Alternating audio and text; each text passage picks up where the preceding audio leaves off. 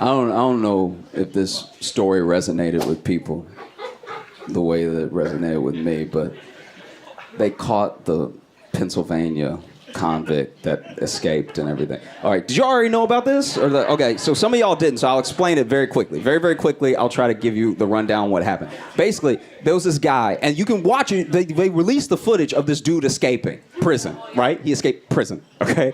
So then this dude walks up. I should also mention, when I saw the escape, I was rooting for him to be like a burglar or like you know what I mean? Like something that you could bank rob or something you could really get in the story. Turns out he's a murderer. So I was like, please find him immediately. Please, please, please. He is killed. He is a killer, all right? And the worst part about him being a killer is he little. So he is a little killer, and that is the scariest type of killer. Bro, you are big. If you stood up to kill me, I'd be like, that makes sense. I'm getting killed by a man right now. You know what I mean? Like if a big man goes to kill, that looks like what he want to do anyway. Like if you a big dude and you kill, that all makes sense. But if you a little killer, if you just walking, I'm like that's... Because I don't know who he killed, what he did, but all I know is he a killer and he little, so it must have felt like Chucky coming at you when he was coming. Doesn't even feel like he take regular steps. He feel like they do that wind-up toy shit, you know what I'm talking about? Where he's like, murder, you know what I mean? And so I was freaked out by that. I was like, once they told me he was a killer, I was like, please catch him quick. So this is what he did. So basically, he walks up to two pillars that are in the prison, right? And he put his hand on one pillar. And he put his foot on the other pillar. And then this motherfucker moonwalked up until he got to the roof. I've only seen Jackie Chan do that in Rumble in the Bronx and Looney Tunes. Those are the only two that I've seen moonwalk up two pillars like that. And he did it like it was nothing. And then he jumped off the like side of the building, was on the roof, jumped over that wire, jumped off the building, and then ran into the bushes and stuff. And they couldn't find him because he little. Okay. And this is the worst part. Okay, so he's so little that they locked down everybody. They made everyone in a like a wide radius stay inside. They were like, don't. Yeah, it was where? It was in my parents' backyard. He was in your parents' backyard?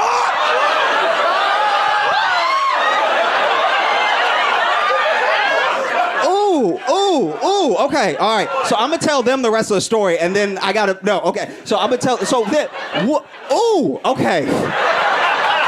All right, so then this motherfucker is out, right? And so then they lock everybody down in a radius because they don't want anybody to leave the house because he's so little, they don't know where he could be. So he's so little that he could be under sinks. He could be in cabinets. They have no idea where this man could be. They were like, don't go outside. Don't go for your little run because when you come back in, he could be in your pants leg. He is just that little. This man is tiny as hell, all right? He's so little. Stay where you are. And they even locked down school. And a lot of people were upset and didn't understand why they did that. But I did. I got it immediately. He little. All he needs is a backpack and he one of the kids.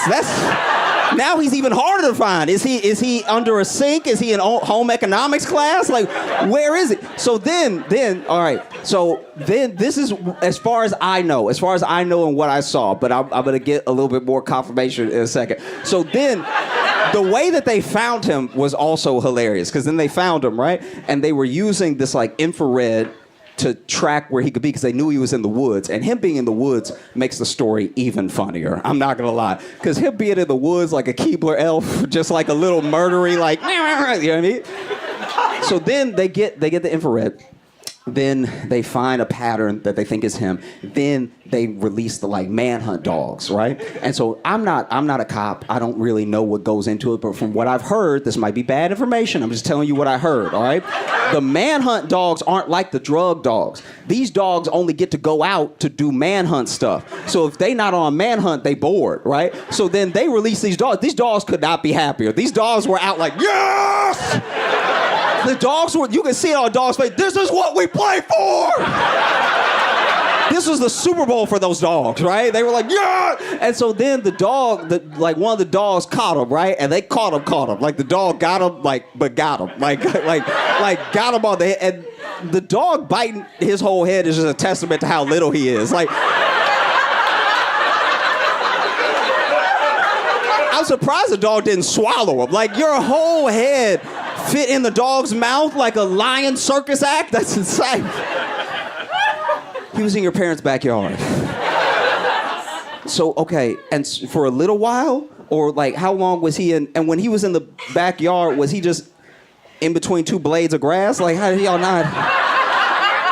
Ran through, and, like, cops let them know the next day, but it was like a night. Oh, so he ran through your parents' backyard, and then the cops came to your parents the next day, and they were like, listen, he little and he was here.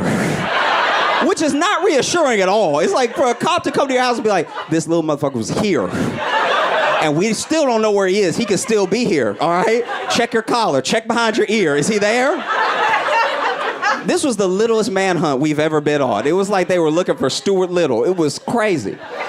In your parents' back, and were your parents, like, freaked out by that? Oh, they weren't freaked out? We locked our doors, so it was fine. Your parents are like, we locked our doors, so it's all good. We closed the windows, it's fine. Was your dad acting, like, tough about it? Absolutely not. Oh, your dad? Okay. I thought maybe your dad would be like, I'm gonna step on that little motherfucker when I see him. Like, no, wow. Ooh. Oh, almost feels weird to change the subject now, but I'm gonna try.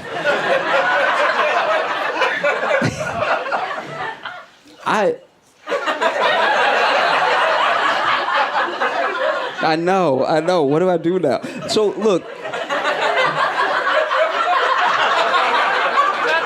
Confidence.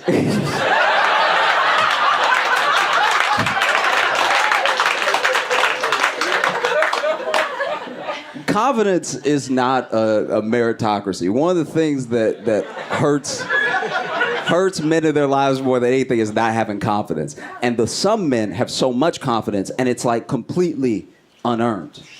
You're like, where did it come from? Did it fall out of the sky and hit them? Was it like an asteroid? Where did they get this confidence? I'll give you an example. This happened last night, right? I was on a walk, right? I had just got some ice cream, a little sorbet, okay? I'm on my walk, I'm enjoying my strawberry sorbet, and I see next to me two beautiful, like truly, truly beautiful women, right? And we're all about to cross the street. And then as I was looking over at them, past them, I saw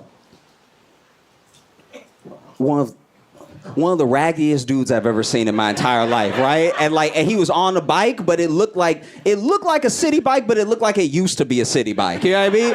You know, like when a city bike really been through it to where even city bike is like, you can keep this one. We don't even like it looked decommissioned. Like it's like it wasn't even blue anymore. It was just busted looking. And he on the bike, right? And so then it wasn't. I mean, maybe it wasn't even a city bike because it had a chain on. Anyway. So he's riding the bike, okay? And he rides up to where the three of us are standing, and he immediately shoots his shot with these two women. I've never had broke bike shooting my shot confidence. And two women who look done up. Like, they look like they just got, like, it must be one of their birthdays or something. They look incredible. And he rolled up, and he did the thing where he tried to slow down, and he wanted to swerve on him. You could tell he wanted to swerve, but he couldn't get the handlebars of the right position. So, you know, he wanted to be like he wanted to, like, you know what I mean? You know what I'm talking? He wanted to, like, flip on him. But instead, he was just like, how y'all doing, ladies? How y'all doing? And so all three of us turned. And I don't know why I turned. Like,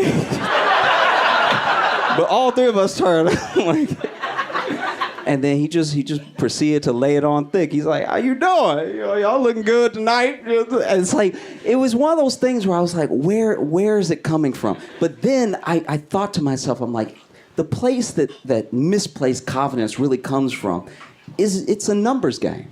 Every man knows that it's a numbers game. And you have to remove your emotions from it because he knows in his head, if they say no to him, that literally just makes sense. So we can only go up from here. You wonder why raggedy dudes try it on with you? It's because they know you should say no. On the off chance you having a bad night, your confidence fucked up, you don't really have hope, and you say yes, that's my night. And so they at first they were going to ignore him, but then they saw that the light wasn't turning because we still had 20 seconds on this other one. So we knew it was going to be 20 seconds. So he's like, how y'all doing? Everything good? You want to hang out? What y'all doing later and everything? And then they were like, oh, no, we're good. Thank you so much and everything.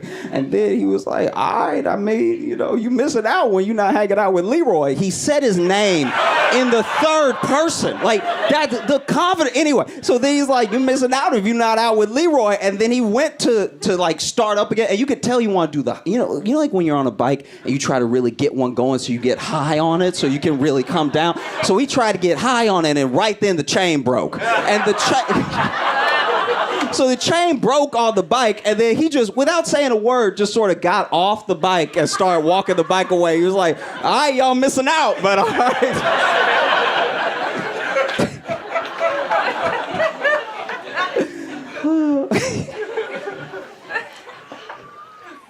One of my favorite like types of stories in the world are snitch stories. You know what I mean? Like when somebody is part of a criminal organization and they turn and they try to like not get caught. So, and I think it's because I'm a snitch. I am. Like, I'm such a snitch that when I was little, no kids wouldn't let me do dirty stuff with them because they were like, you gonna tell. And I was like, yeah, I would. Yeah. You're not even wrong. I really would. I would panic. I'd tell everybody. I'd tell everybody everything. I'd probably tell them stuff that didn't even happen. I'm telling them just to make the story feel full. My favorite snitch story of all time was this guy was in a gang, and he got caught on some unrelated stuff, and then he turned state's evidence, right? So then he started working with police, became a confidential informant, and was giving them everything on the gang as an enterprise. And then the day came that they had planned for so long. He was supposed to give them the time and the place to meet where the stash house was, when the stash house would have the most money, the most guns, and have everybody there. And so the day came, he called the police. Police bust in, and they're arresting everybody, and they're seizing everything. And there's video that leaked of it that then became part of a little documentary on it. And you can see in the thing that the cops, when they're busting in, forgot to arrest him. And so he knows he needs to be arrested. So as the cops are even running past him, he's like, oh no! Ow! Oh my God! What is happening? Oh, y'all, they got us. Oh no! And there's a little subtitle on the thing where the man is sitting on his hands, uncuffed, whispering to the cop, motherfucker, cuff me. What are you doing? You trying to get me killed? Man, you all have been so fantastic. Thank you so much. I'm Josh Johnson. Please make a bunch of noise right now for my friend Josh Johnson!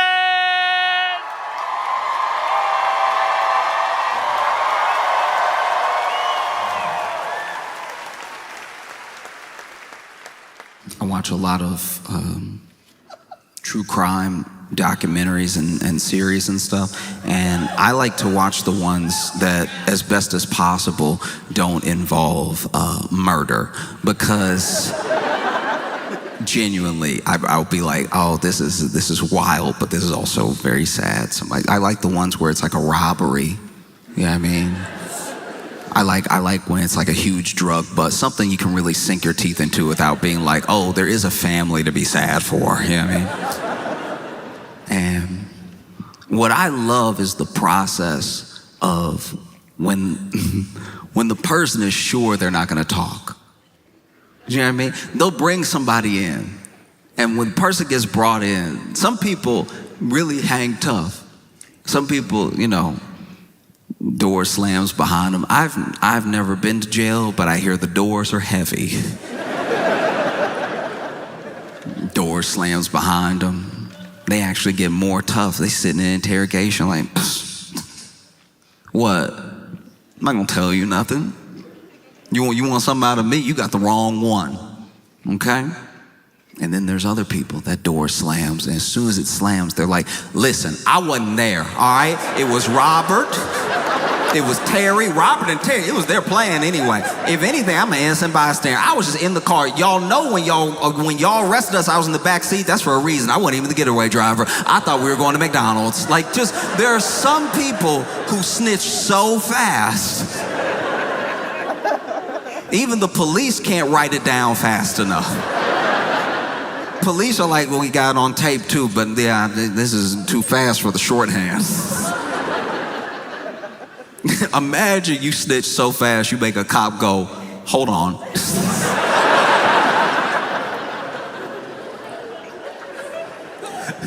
Take a breath. Because you never know who it's gonna be. There are some people who were, you know, whether it was gang activity, it's mob activity, there are people who were like the run of the litter, and they're the ones that actually hold out. They're like, I'm not telling you anything. I don't even think you have enough on me. Let's play, let's roll the dice. And then there are people, no matter how tatted up, no matter how affiliated, it might even run in the family. They might be somebody who is third generation, but they don't wanna be in prison. They don't want to be in jail. And so as soon as they have the opportunity, they tell them everything. Things they didn't even ask.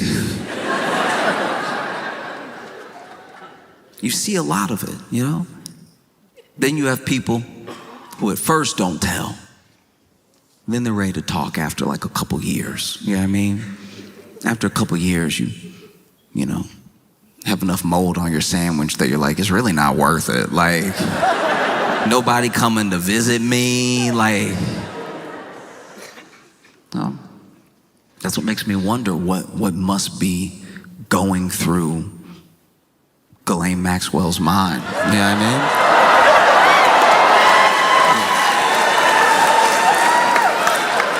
Look, I'm no legal expert. But I do find it wild that in this supposed cabal, this supposed billionaire ring of predators, that the only one you caught is the one you're ready to make a deal with. And a deal for what? You know what I mean? Exposing more names? Bringing other people down? Probably not.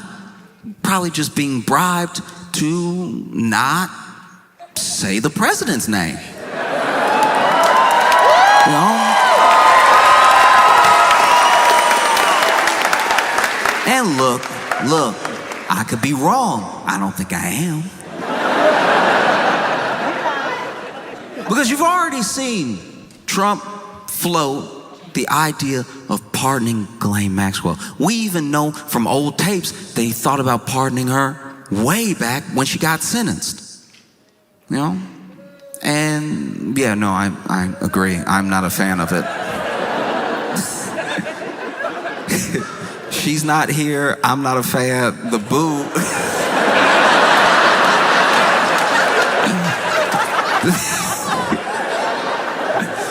I've done, this is somebody's essence being booed. Like,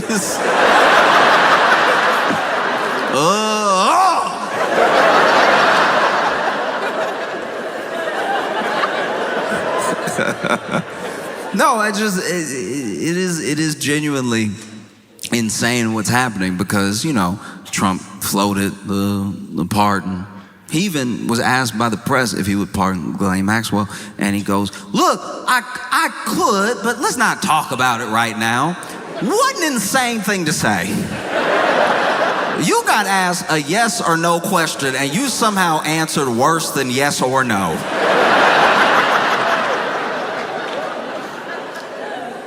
I've never been doing a test and got a true false and put maybe.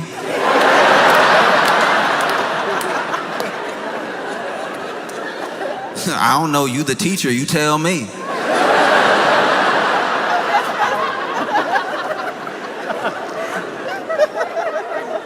That's insane. Already floated a pardon in front of us, maybe to gauge our reaction.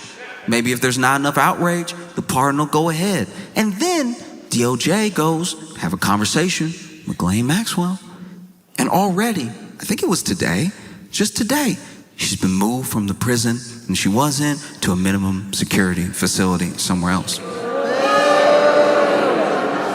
Thought we covered this.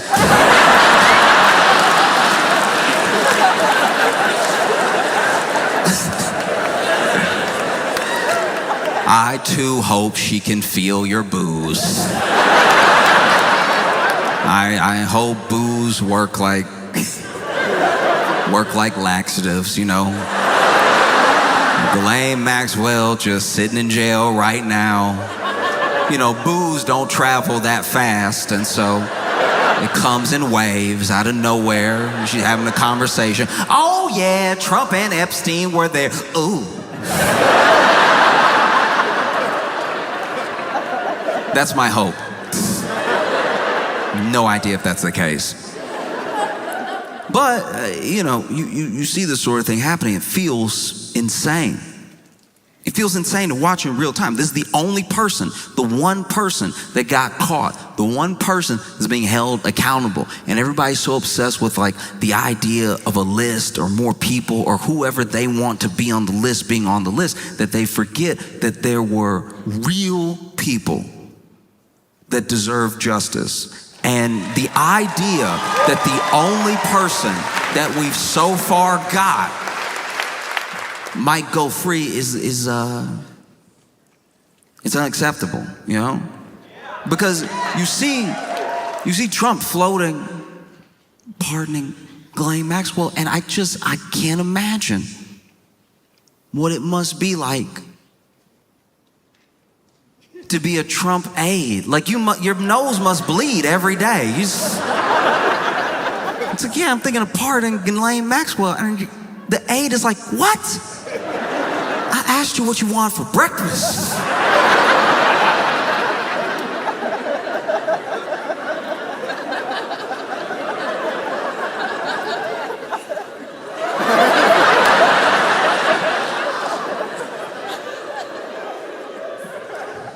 If anything, I think I am a little bit, I'm trying to figure out how to put this.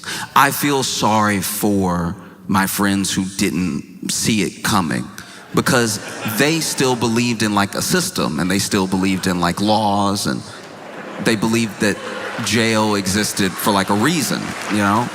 And I am, I'm black.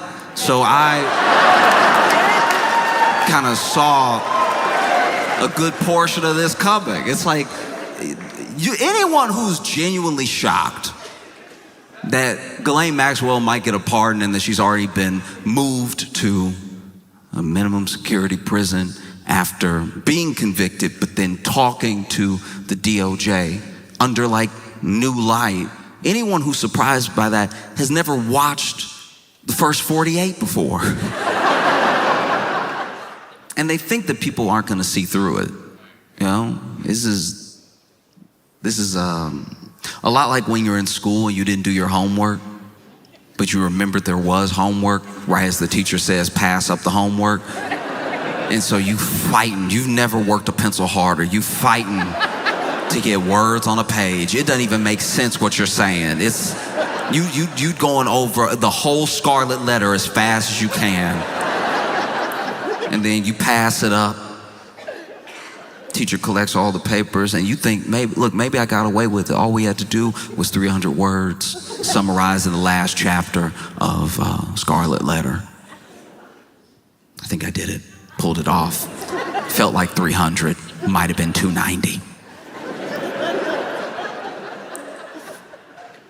And then class is going on. Maybe you have to read while the teacher grades the homework, and then the teacher says your name, calls you up to the front. You're like, okay, don't panic.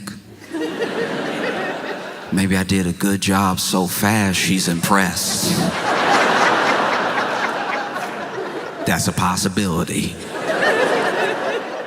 And then you walk up to the front, and the teacher's like, did you do this just now? And you don't know what to do. You're caught. You're caught. She caught you. But there's another part of you that's like, maybe if I die with the lie, she'll believe me. What? Just now? No, I did this at home. And she's like, you sure? You're like, uh-oh, she's on to me. Yes, I did this at home. And then she was like, oh, okay, great, that's good news. I was worried that you did it just now, which means you wouldn't have your math homework. And then you remember that this has been math class the entire time.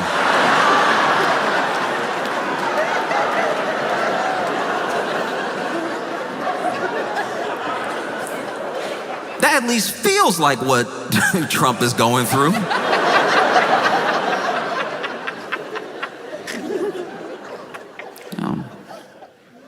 Because if Trump was smart, he would have done all this stuff a long time ago when it could have maybe still been believable.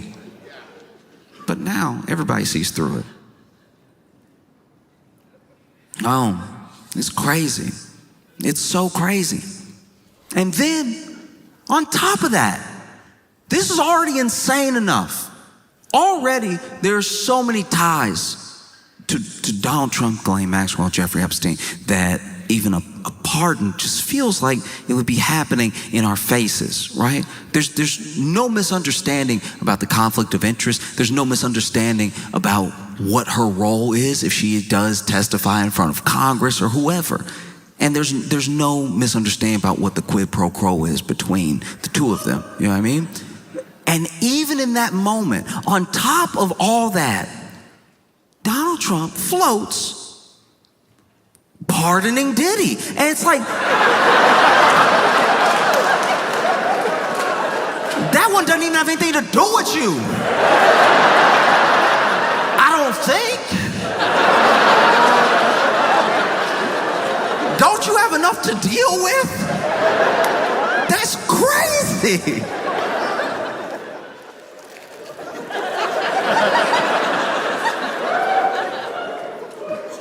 As someone who is not in jail, I'm sweating about everybody who's about to be out of jail. This is insane.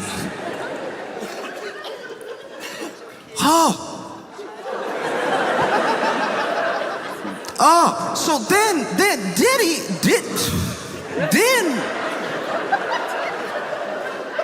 already the public, especially by the media, somewhat, somewhat potentially unintentional, but the media did a disservice to the public when it came to Diddy's trial, because there's a lot that we know of Diddy. There's a lot that we know that he did, that he's alleged to have done. And I think that the state put forward a remarkably bad case to try to lock Diddy up, because I think from the public's view, they see the trial and you see it through the lens that the media is selling. The media wants you to keep watching, wants you to tune in every day, and so they make it look like he's about to do 10,000 years, right? They really hype this thing up. They never really mention that all the while the trial is going on, pieces are getting dropped. Left and right, charges are getting dropped. There's things that the state is focusing on. There's things that the state is dropping. There's things that we understand that Diddy is at least allegedly done from all the documentaries that came out. You would think that Diddy was 16 OJs, the way that he had documentaries coming out about him every month. Everything Diddy ever did to anybody, they got their own documentary on Tubi, on HBO, on Hulu. Everywhere. Oh, he hung me out of a window. Like, just nonstop stories, right? But it's important to remember what he's being charged with and what he's on trial for. So then things would even come up during the trial, things that are illegal, that they were just talking about plainly, all to get to the thing he's actually being charged with. So as bad as this testimony sounds, and as many things that are going on, you have to remember these are not the things he's being charged with. And I think that media got carried away. I think the news got carried away because they finally had something juicy, something big, something that they knew was going to last for days, weeks, months, that wasn't the same old stuff, something that had a bunch of intrigue in it. Apparently there's all these tapes. Apparently he has all this blackmail on all of Hollywood. There's all these things that were supposed to be coming out during the trial, you know? And then The state supposedly makes their case. They read out the verdict. Everyone is sure that this man is about to do 10 million years. And then they read the first one, not guilty. And they start reading them, and there's 5 charges, and 3 of them not guilty. The 3 that carried the most weight, the 3 that had like a minimum 15, 20 years, you know? And then there's 2 misdemeanors. Those 2 misdemeanors he is found guilty of. The people are perplexed. How is he found guilty of these things that are at least tangentially related to the other charges that he hasn't been found guilty for? What's happening, right? And those charges, the things that he was convicted of, they don't carry some mandatory minimum. You know, he could get time served. He could get up to 10 years. He could still do 20 years. But it's not likely that he'll do 20 years because that is the most extreme of cases where you give people the maximum.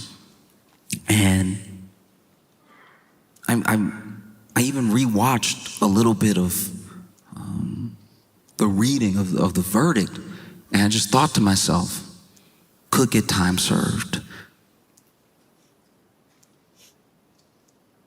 Why would you bother pardoning him? Like, he might already be walking out of jail that day. That's such a crazy thing to do. You don't have enough going on with everybody thinking you were like on an island 152 times or whatever. To be a Trump aide, you must need heart medication because they already try to convince him, look, that looks bad if you just pardon Ghislaine out of nowhere after all this time and everything, after everything she knows and the pictures that y'all are in together, all the pictures that you're in together, all the pictures that you're in together, all the pictures that you're in together, all the pictures that you're in together, the other pictures that you're in together, the pictures that you're in together, all of the pictures that you're in together, plus, she did have 19 phone numbers for you. That's not a good look either. And then Trump says, I see what you're saying. I understand. All right, look, what we're gonna do, we do best, all right? Gonna run a little interference. We're gonna run a little distraction, okay? And we're also gonna pardon Sean Diddy Combs at the same time.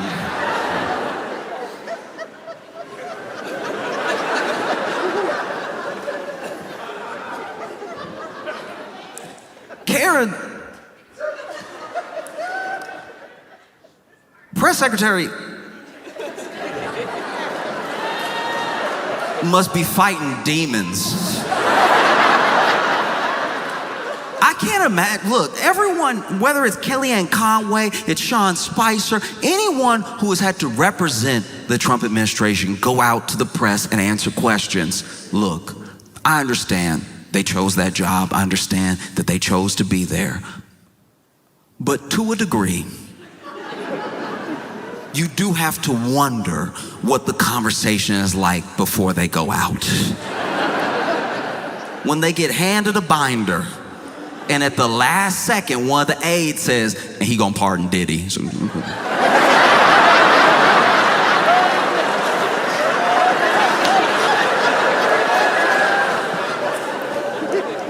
no matter who it was, whether it was Sarah Huckabee Sanders, anyone who has represented the administration on the news or in the press room or anything like that, there's at least been 1 or 2 days where they had a 1,000-yard stare because they were like, how am I gonna pull this together? Because look, things came out during Diddy's trial, things that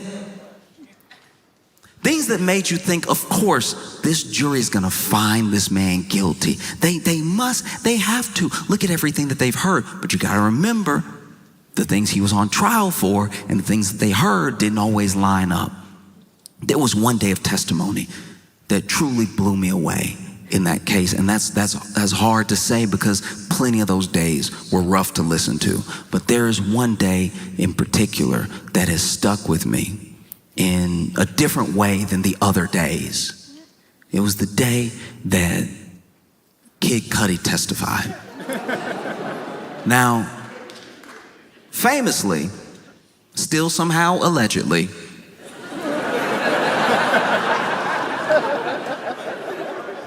Diddy supposedly blew up Kid Cudi's car. You're bringing the man who has his car blown up to testify.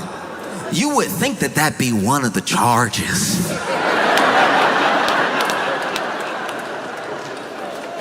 I've never blown up a car in my life. But if I was brought to court to sit and hear testimony of my crimes, I would imagine the car blowing up would be one of them listed.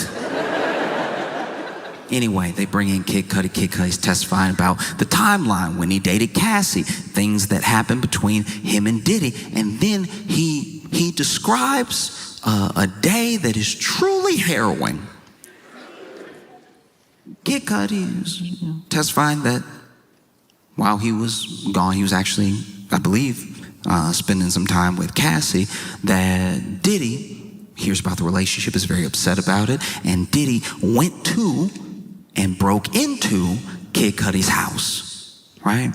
So already, Diddy in your home, that's terrifying.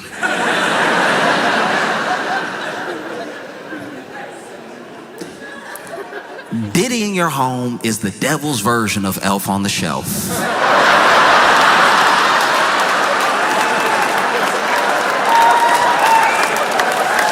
You don't know what he gonna do, you don't know where he gonna be.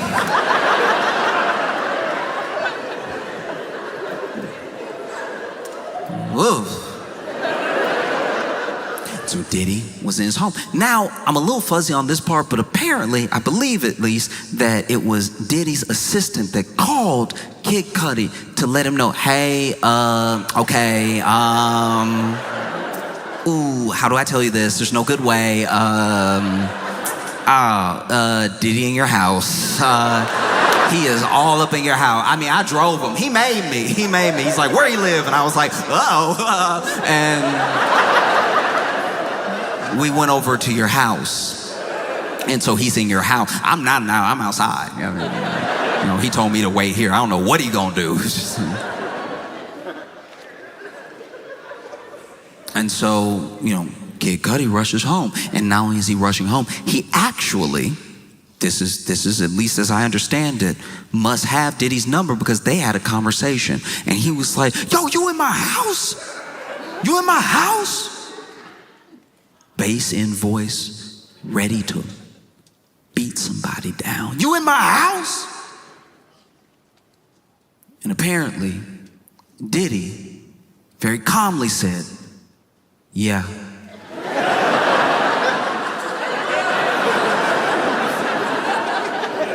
Kid Cudi better than me. If it was me, I wouldn't have a home anymore. If it was me, I'd be like, all right, then you got it, then that's, I mean, if you're already there. Someone breaking and entering into your home and then calmly telling you they broke and entered into your home is more terrifying than I think y'all are giving it credit for. Because then Cudi, apparently, according to testimony, was like, I'm headed there right now, like ready to really beat this dude down, right? And then Diddy said, okay, I'll be waiting for you.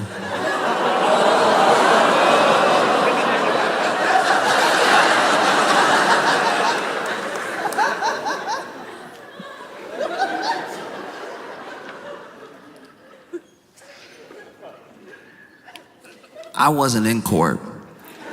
I had to read all this, and I haven't read a novel by Stephen King scarier than what I read between the two of them.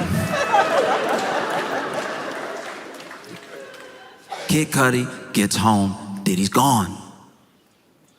He walks into the house. Now, that's braver than me.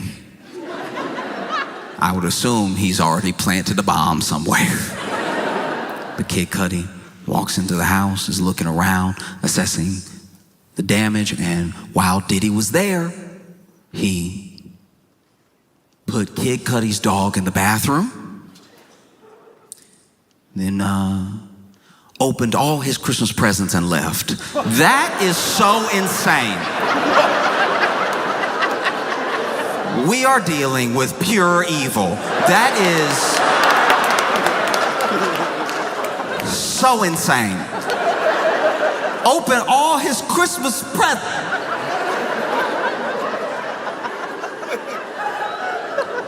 How is he all at once one of the most menacing figures that hip hop has ever seen and a third grade bully? How is it possible that both of these characters hold the same space in the same body? Because that is so particularly evil.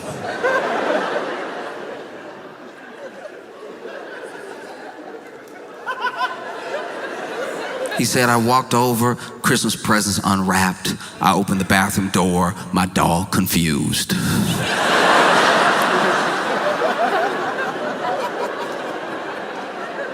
And why wouldn't the dog be confused? Let's, for a moment, if you will, put yourself in the dog's paws, all right? You're a dog, you're a dog, you're a dog. And you're at home, chilling, as you should be. And then the door opens. Oh, Papa? No, it's not the owner that you love. It's Sean Diddy Combs. I don't know what type of dog Cuddy has. I don't know if it's a Scooby-Doo type dog, but I imagine any dog would be like, ready?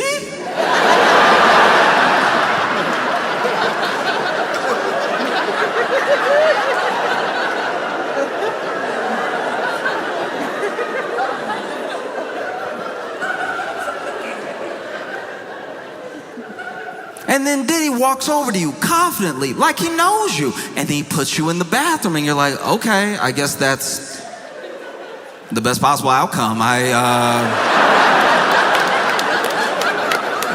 Oh, wow, okay, oof.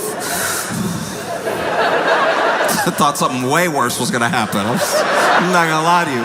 Wow, that's great. From what I've heard about you, the bathroom, man, I don't love it in here, but it's better than whatever you're about to do.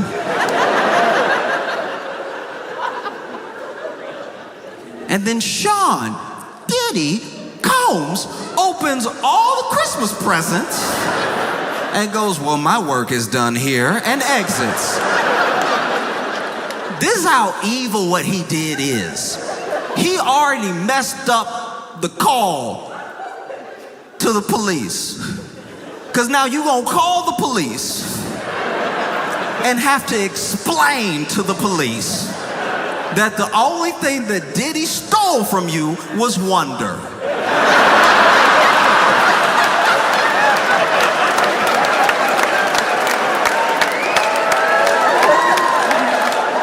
Imagine that call to the police. You gotta call the police and tell them that Diddy, and the police are asking you very reasonable questions. They're over here like, is he still in the home? I don't know. Hopefully that would make this whole thing a bit more serious. Right now he's left it at hilarious,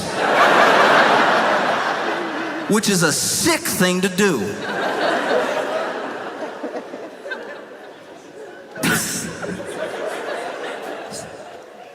No, this is truly insane.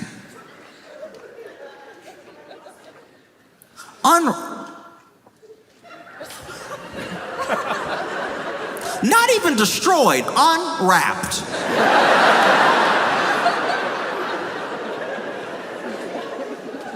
I can't leave this alone until y'all recognize how dirty this is. Imagine. Lots of people here celebrate Christmas. Lots of people exchange Christmas gifts. Imagine if you came home and there just wasn't paper. And now everybody in the family either like happy or disappointed, or like, oh, you got me the Theragun that all right, we're like a couple months out, so can I have it now, I guess?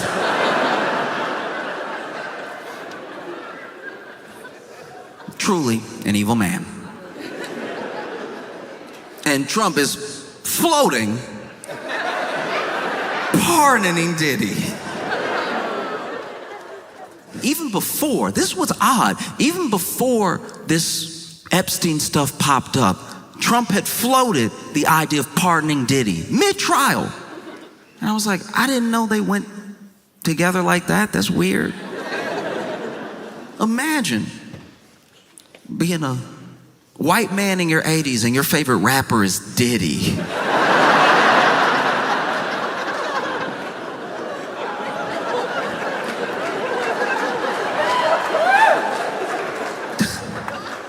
No Raekwon, no Rakim, no Run DMC, Diddy. Okay. And even then he had floated the idea of pardoning Diddy. And who knows, maybe something happened. Maybe some money exchanged hands. Maybe somebody said something to somebody and started it in motion and everything. But I can tell you this, justice system aside, the only person working hard to make sure that Diddy doesn't get a pardon, it isn't the state. No. It's not like the DA or the lead prosecutor or anything like that. The person working their hardest to make sure that Diddy does not get a pardon, that he doesn't get released back into society is 50 Cent.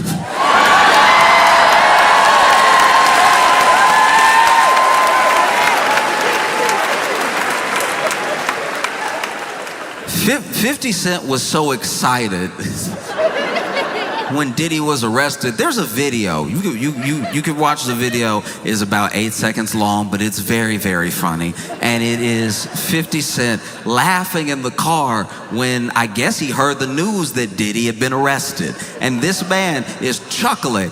The joy. The joy on this man's face. And then he's chuckling to himself and he goes,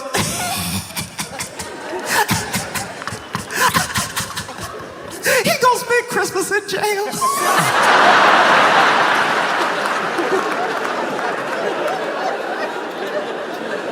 I've never hated anybody that much. That's so good. Oh, he gonna spend Christmas in jail. He was laughing hard. He was laughing the way that sitcoms used to make people laugh. Like, just, Christmas in jail.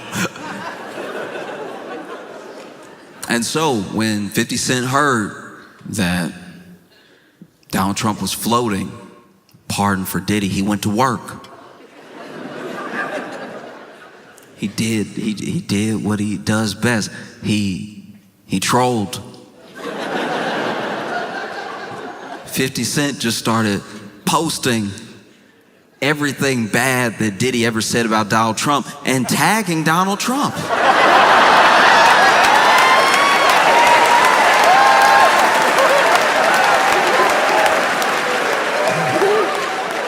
This man went, is this your friend? I wouldn't do that if I was you, Mr. President. You won't believe what he said about you.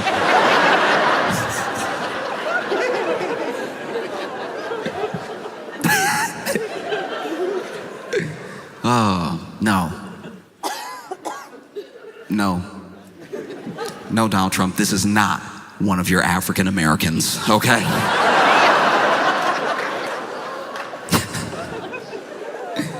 It's been tough. I've been trying to find, like, really, whether I'm reading or I'm watching, I've been trying to find pretty much any news story that isn't about Trump and Epstein, you know?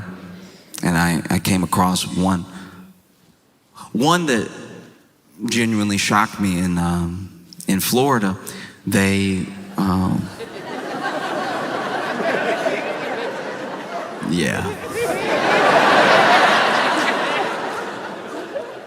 in Florida, the Tallahassee police arrested Chuck E. Cheese at Chuck E. Cheese.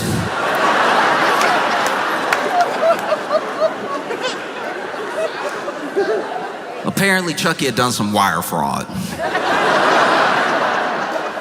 And so the Tallahassee police showed up to the Chuck E. Cheese. And they were ready to take him in, all right? Cuffs already out. And they arrested Chucky mid-birthday party.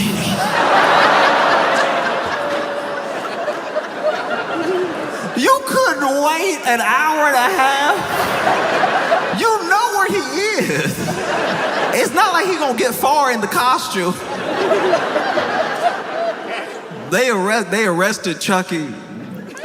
Those poor kids. Imagine. Picture, if you will, being 6 years old, and you're having a birthday party at Chuck E. Cheese because the economy is not doing great. But you're having a good time, you're enjoying it, you're like, cheese pizza, so they say. Delicious yum, right? You're just trying to put on a good face. You jump into the ball pit that is not nearly deep enough. The ball pit that is full of children under the balls because every kid thought it was the funniest thing in the world to pop up out of the balls, but that meant that the ball pit was actually a hard surface because it's made of bodies. You jump into the ball pit doing like a big old face plant thinking you're gonna slide down into the balls, and you just bang heads with another child. You get out of the ball pit concussed. Chucky offers you a flat Diet Coke.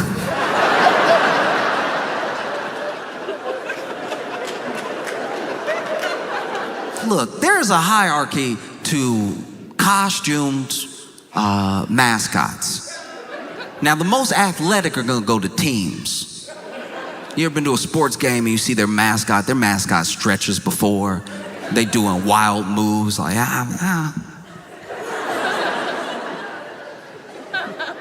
You go to Disney, there's a lot of walking, but it's a lot of poise. It's a lot of like the stances, you know. You get somebody that's doing goofy, and they're really doing goofy. They got them, you know what I mean?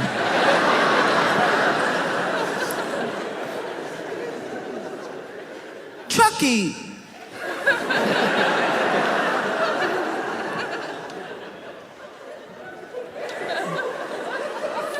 Chucky, as far as like costumed mascots go, Chucky doing a lot of the same. Trying to figure out how to put this. Chucky, the qualifications to be Chucky at Chuck E. Cheese are a lot like the qualifications to work at a Waffle House, okay? You're gonna get in the costume, they're gonna tell you, do your best, all right? Do your absolute best, and if somebody swing at you, you can swing back after they hit you the first time. You gotta let them get that first hit in. If you hit first, that's assault, all right? And you'll be fired. But look, if they put hands on you first, then hey, you gotta get it how you live and go ahead and swing on them.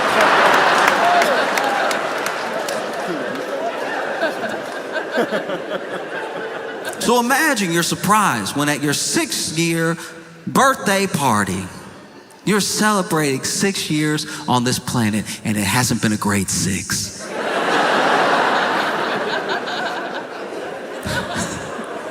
You're a little too young to like remember COVID, but you know mom and dad are weird.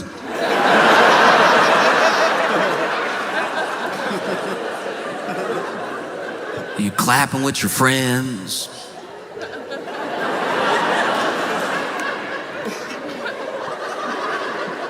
And Chucky's doing his thing, trying to like find the beat.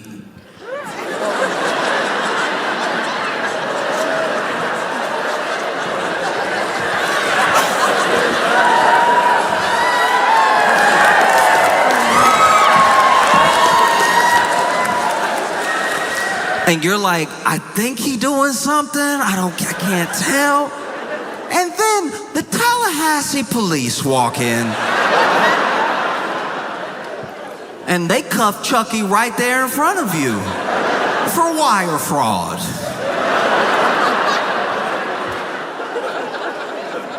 Y'all couldn't wait. You know where he works. He wasn't gonna get away. No, we gotta cuff him right now in front of the children. Traumatize him. Nah, forget these kids. We gotta dish out justice real quick. Now the kids distraught. They over here.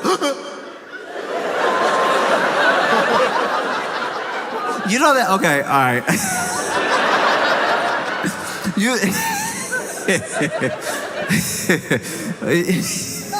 I'm sorry.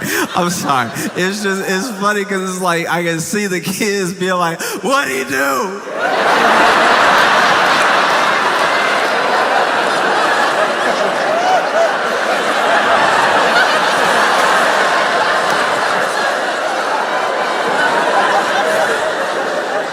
What'd he do?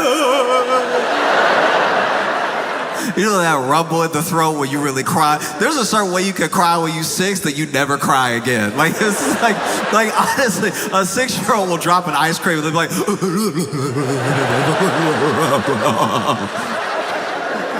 just mixing Disney voices, half Ursula, half Jafar.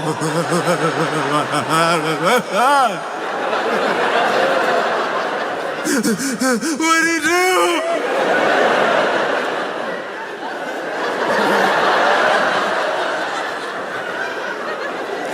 Let him go, he ain't did nothing. Kids out here vouching for he was here the whole time.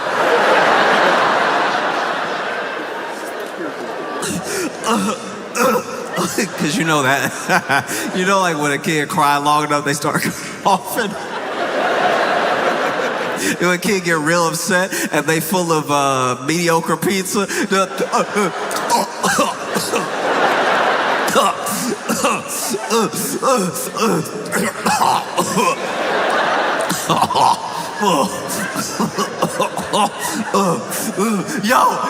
Yo, free Chucky!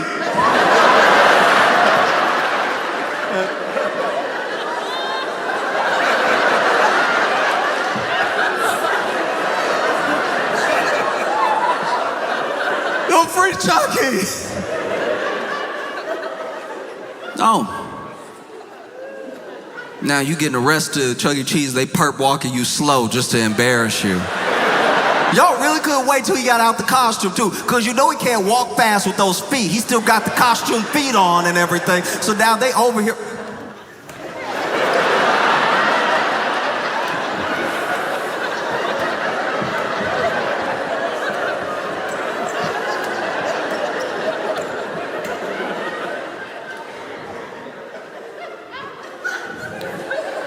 They get Chucky outside, slam him up against that car, boom.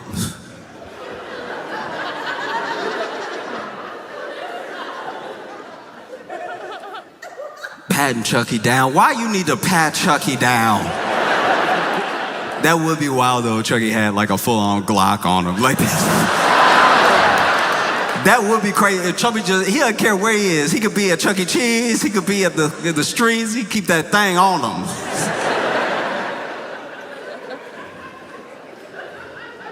The thing that I think would have been probably the toughest for the police, because I read about this, I didn't see video, so I don't know if this happened or not, but it would be hard.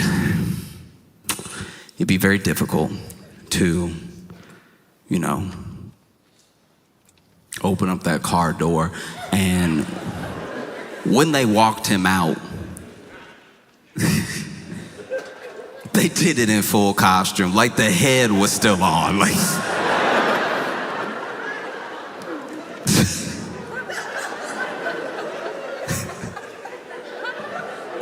that's crazy. This is a personal vendetta now that you have with Charles Entertainment Cheese. That you couldn't at least take the head off in Chuck E. Cheese. Imagine they take the head off. I mean, I'm sure the kids would have been more upset. Chucky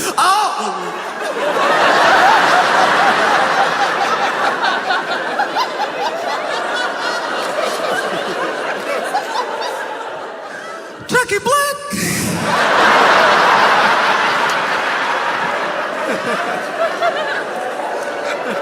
I could have sworn. Anyway.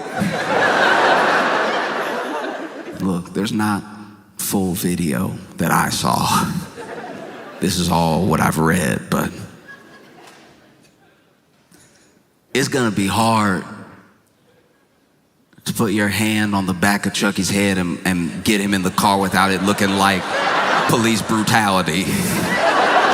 Because it's not gonna fit. The head is too big. So now you over here, watch your head.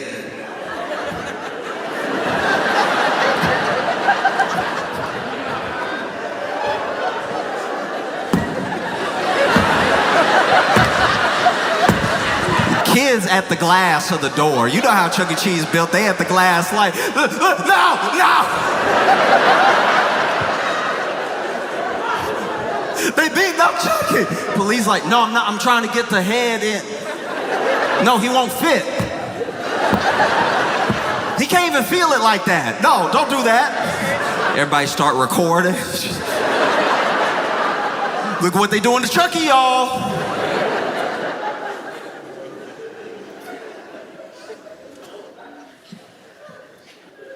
And they take you down to the police station. Perp walking you. Downtown. Imagine if you got arrested that day. For possession of illicit substances. You know, it could be anything. It could be acid, it could be shrooms, it could be anything. And you got arrested for possession. You're not a dealer. They caught you doing essentially a victimless crime, trying to enjoy yourself, enjoy your Saturday. Maybe you don't have your life together. Maybe you're not invited to your kid's birthday party.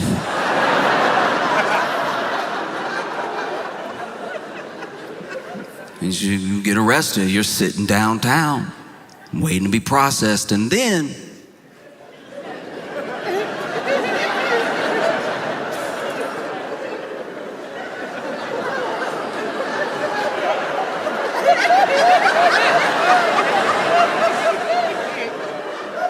Ayo.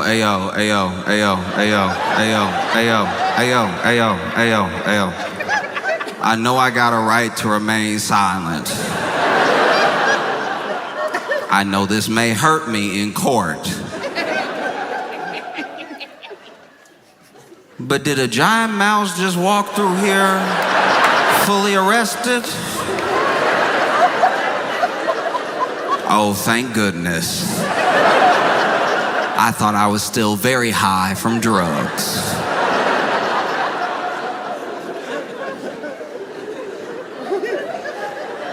It's insanity, you know what I mean? Now you gotta do everything. How you gonna take Chucky fingerprints? These aren't even functional. I don't know if they feet or hands, but they're not. Mug shot too. Those mug shots are cold. They're just like, ready, face me.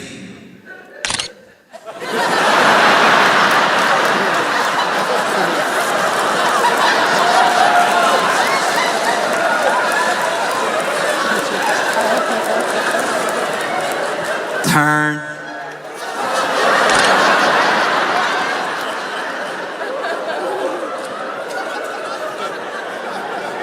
Turn.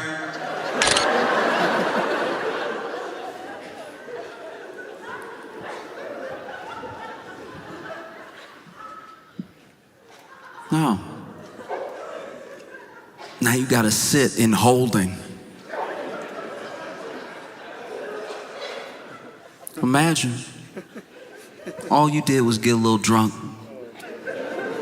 Maybe you get into a fight at a bar, you sitting in the drunk tank, and the only other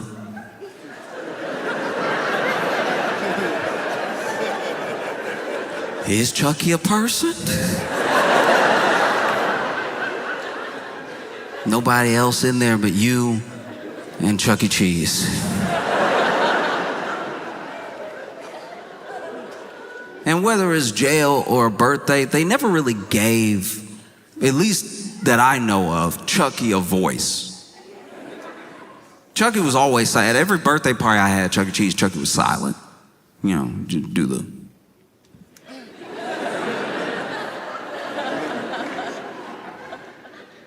Imagine, you're sitting there. with Chuck E. Cheese in jail. You're wondering how your life took this turn. You look over at Chucky, and Chucky mad. Chucky like, you know, I thought I had that wire fraud on lock. I'm wondering who snitched. I'm wondering what went wrong, yeah? You look over at Chucky, and Chucky's like, what you looking at, dog?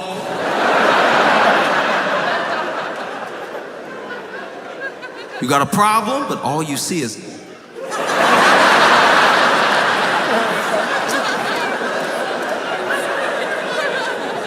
Yo, you want step?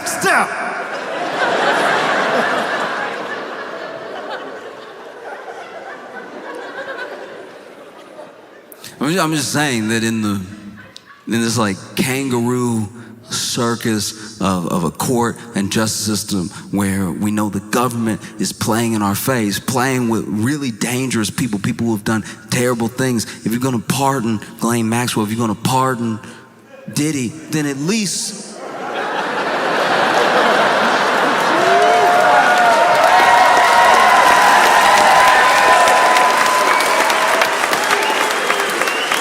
yo, free Chucky, all right?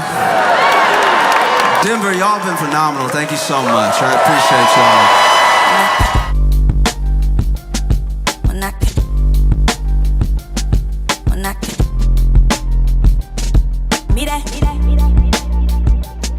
When I